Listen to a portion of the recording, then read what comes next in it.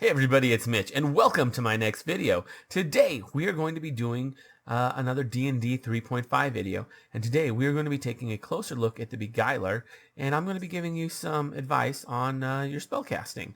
Now, first off, Beguilers, there's not a whole lot of need for that. Mostly that they have a very small spell list that they just know every spell on, and their spells are also all spontaneously cast, so there's no need to prepare any spells. So you don't have to worry about what to do with your spell list too much. Now, they do get an ability called Advanced Learning, which will let them add a few spells to their spell list. And these spells will come from the Wizard Sorcerer spell list that you get to pick. They do have to be either enchantment or illusion, the ones that you add. So I'm going to be talking about, some ideas on what to pick for that kind of stuff, because there are a number of them, and really what you pick is going to depend on the way you're building your Beguiler, because there's a number of ways to build a Beguiler. Because it is certainly an interesting class with a good amount of flavor and a good amount of variety to the spells they already get. So yeah. Now, like I say, they get a good amount of variety in the game, which isn't so bad, which is nice. It's nice that they have all this variety. And they have some really good spells on their list, like they have Time Stop, they have True Seeing, they have Greater Dispel Magic. They have Freedom of Movement. They have Rory's Telepathic Bond. They have Message. Like, these are all pretty good spells for their level. Like, Message is, it's not the greatest spell, but for a 0 level spell, it's pretty awesome. Time Stop's one of the better spells in the game. Freedom of Movement's great. Like, all these spells I listed are really great. And these aren't even the only ones on their list that are just really solid spells. So these are ones you're going to want to try and use more than others, just because, well, I mean, they're pretty nice. Now, they get a lot of spells that tend to be, they get a lot of illusion spells, lots of them. They get a lot of enchantment spells, so not all of them, though. I'd say between the two, it's maybe half their list.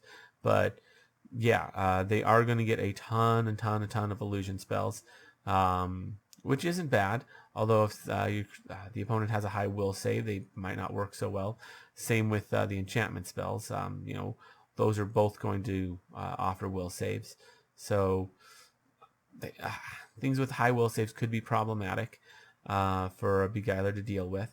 Now, Beguilers also get Silent and Still spell for free, so as meta magic feats. So keep that in mind, that you can potentially silent and still a spell. You still have to do the normal meta magic stuff, but you just don't have to take the feat. You get the feat just as a class feature.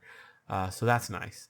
But yeah, you can especially with like illusion and enchantment, it is nice to have those with silent and still, because if you silent and still those spells, you can then make it so your opponent doesn't even know you cast them. Like a silent and still spell, it's pretty hard to tell who cast that spell, because you didn't say anything, you didn't move, it just sort of happened. And it'd be very, very difficult for someone to like spellcraft it and or even realize that anything happened, and even if they do spellcraft it, it'd be hard for them to tell that you're the one who cast it. There's a lot of deception going on with that, which can be nice. So that's one way to utilize them, to deal with that stuff. Now, another thing in terms of spells that you could potentially pick up, it might not be bad to pick up a couple of touch spells. If you can find some good ones that are either enchantment or illusion, either could be great. What you could then do is you can use your feigning abilities. Sorry, I always want to pronounce the T even though I know it's not there. Anyways, you can always use your feign ability in order to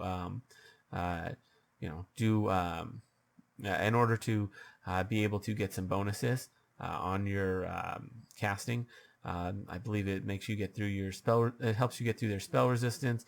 It helps you get through their it helps up their DC, and it would also deny them their dex, which would make just the touch attack easier, because without dex your touch AC is lower, so that's pretty nice. So you can grab a couple of those. I wouldn't go too heavy on that, mainly because these guys only have a D6 hit dice. You're not going to be in melee too often, but should you end up in melee combat, the guy's right on top, some guy sneaks up right on top of you. What do? Well, you can always use your move action to feign, then hit them with a spell that will disable them, either something that will mess with their mind so that they can't fight back, or mess with like an enchantment or an illusion spell to make them not know what to do. Basically, you're gonna be doing like this class is all about manipulating the information that other people have access to, which is really nice. I've played builds like this, not a Beguiler specifically, but the powers that they have are actually really useful. They're not super great in like the normal traditional combat, because you're not really doing damage, but it's pretty useful in the sense that they can really get that down.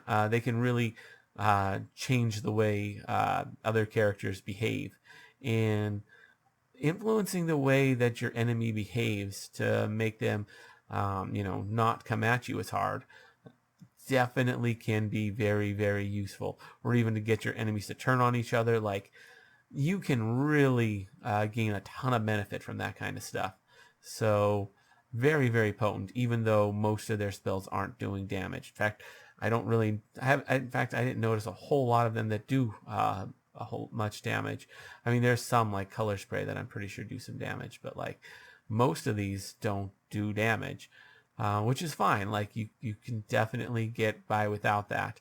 Let your teammates do the damage, while you just leave your opponent in chaos, and then just let your teammates kind of clean them up while they're scrambling to figure out what's going on.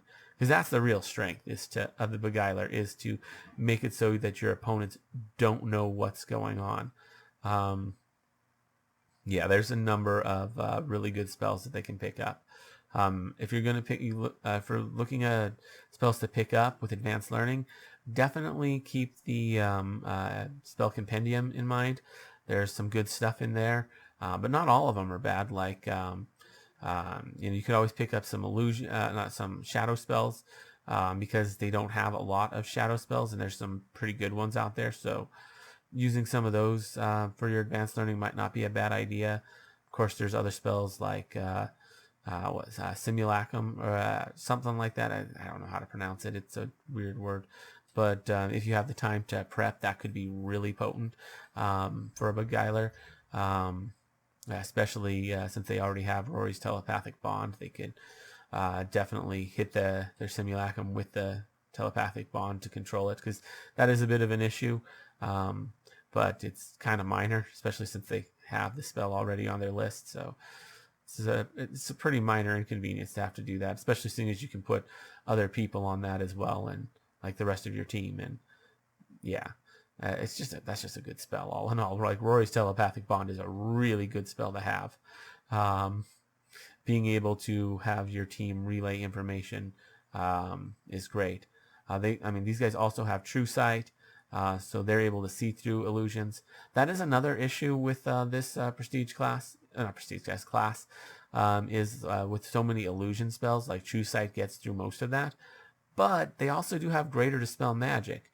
So if they notice somebody with true sight, they can always just hit him with greater dispel magic and try and get rid of that true sight, so that that enemy can now be hit by the illusions.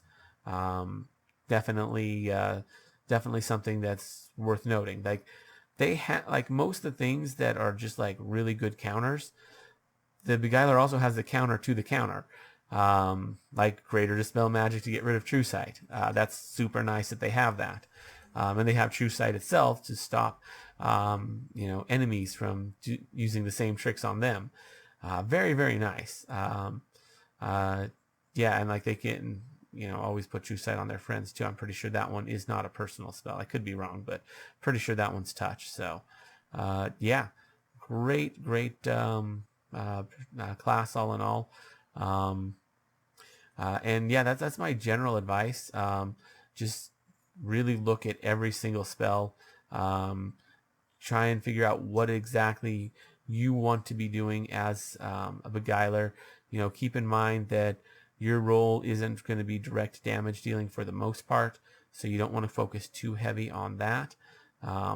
If you're going to be doing that, I'd use it more as a backup, and even then I wouldn't focus on it. Like, even for like your touch attack spells, like try and find ones that will disable your opponent, like make them unable to fight back for a while, somehow, either through enchantment or illusion. Either way works.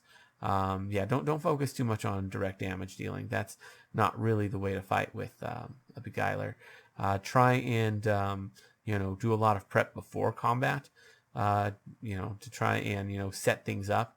Make it so that when the battle starts, you've already won, because of all the various illusions and enchantments and whatnot that you've put in place and have readied everything, so that by the time the battle starts, like, everything's in place and you're able to take things on. Enchantments you can't do too much ahead of time, but maybe you could throw in a bunch of illusions if you have the ability to prep.